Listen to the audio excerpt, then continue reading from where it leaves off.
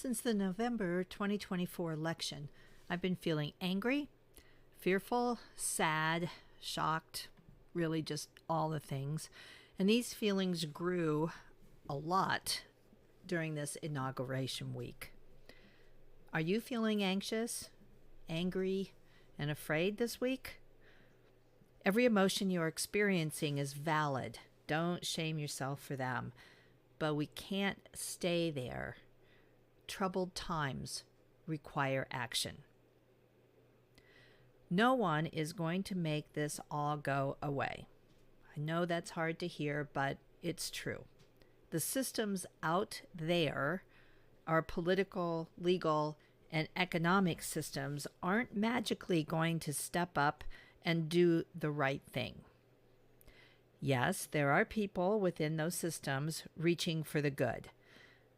But it is going to take the people, the 99% of us, pushing for real change to start reshaping our country.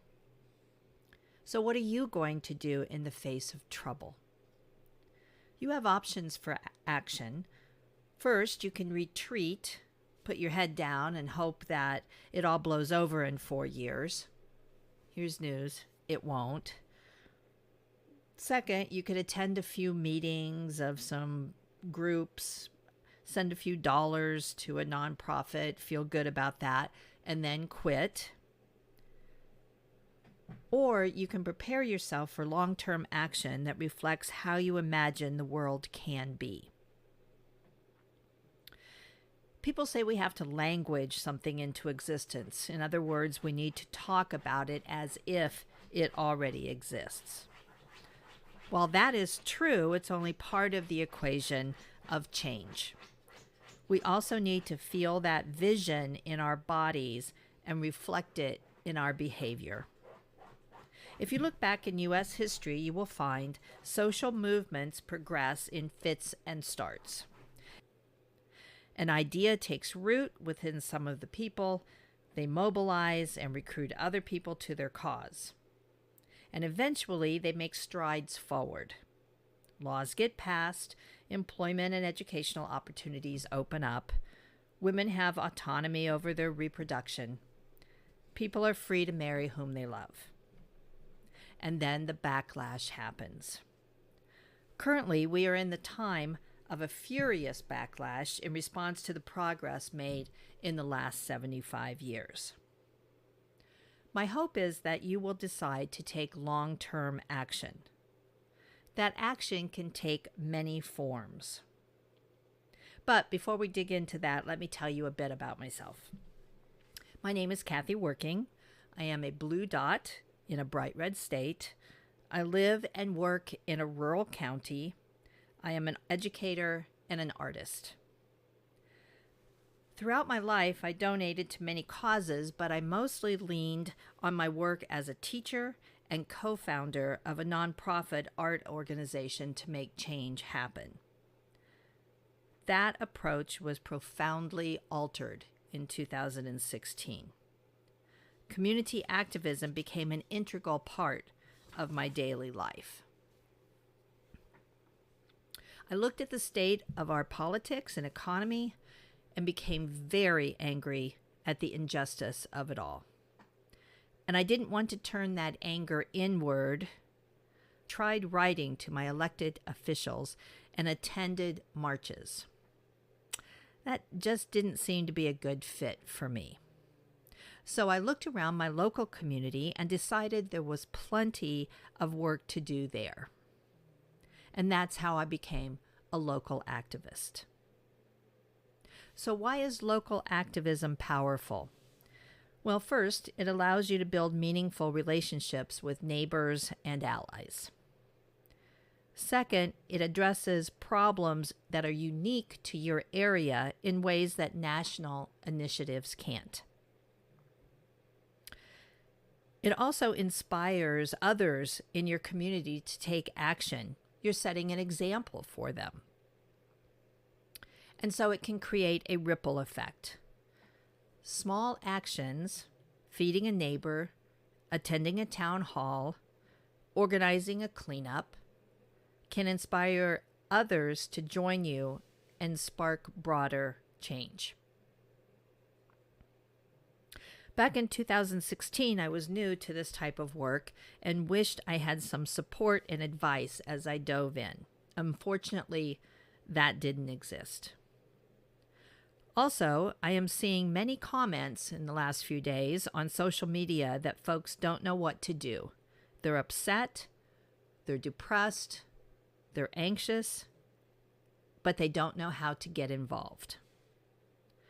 So, this is why I've started this YouTube channel and published a guide for local activists.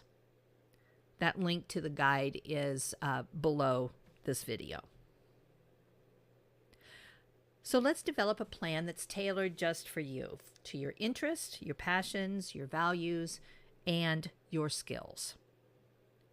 No action is too small. Let me repeat that. No action is too small. All you need to do is continue to show up again and again and again. So, my first tip for you is to find your people. When tackling anything new, it's a good idea to find a support network. Activism is challenging, but it can also be quite joyful when doing it with other like-minded people. Let me give you an example of the small ways that having a network of your people can help.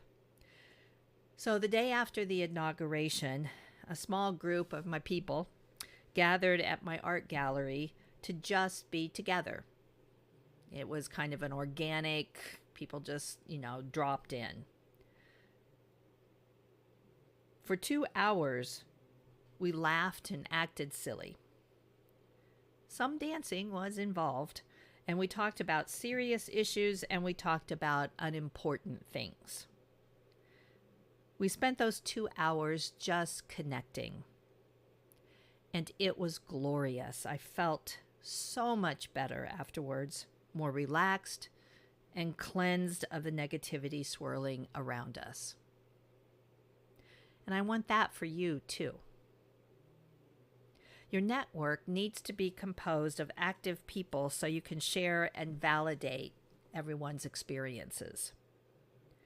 Some of you might have a network intact already. That's great. But you might not. So how can you find them? Well, first of all, you need to prepare yourself for reaching out. This might be easy for some of you and more difficult for others. Perhaps depending on where you fall on the introvert-extrovert scale, or other factors in your life, such as your physical health and access to transportation.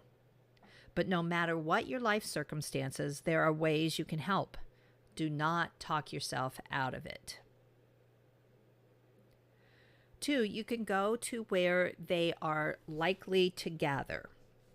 So progressive churches, meditation groups, civic groups assisting the underserved, arts-related groups, environmental organizations, local progressive political groups, and events sponsored by any of the organizations I just listed. If physical attendance isn't possible, check out Zoom meeting options or contact them via phone. You might also ask if they can provide transportation, if that is a barrier to you getting to their meetings. Once you've located a few possibilities, volunteer to help out with their group's activities.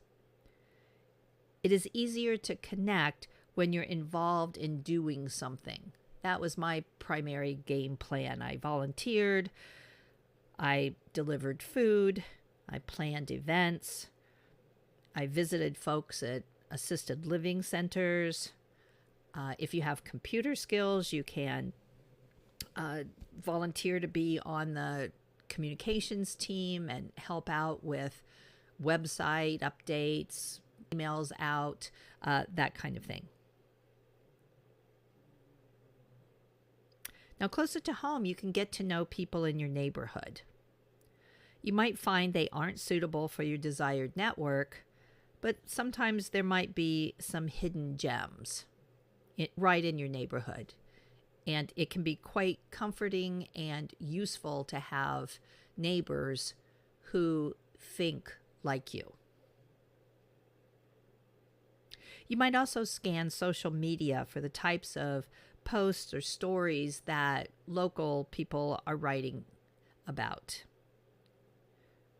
And you can reach out to them through their DMs to those who seem to share your values.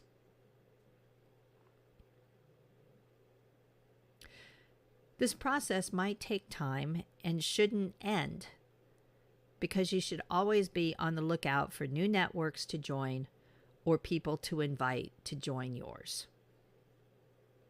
So that's your homework. Start finding your people. It is totally worth the effort.